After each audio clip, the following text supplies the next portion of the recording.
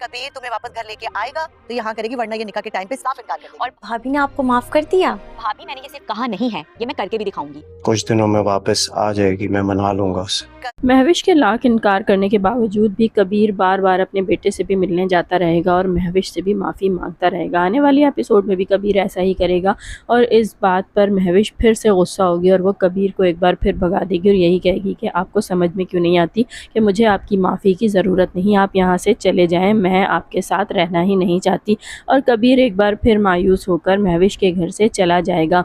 घर जाकर जब मामी, मामू और जोया उनसे पूछेंगे कि भाभी ने आपको माफ़ किया या नहीं, तो ऐसे में कबीर उन्हें यही जवाब देगा कि नहीं, अभी माफ़ तो नहीं किया, लेकिन उसका गुस्सा पहले से कम ज़रूर हो गया और मुझे यकीन है कि एक ना एक दिन वो मेरे साथ मेरे घर वापस आ जाएगी।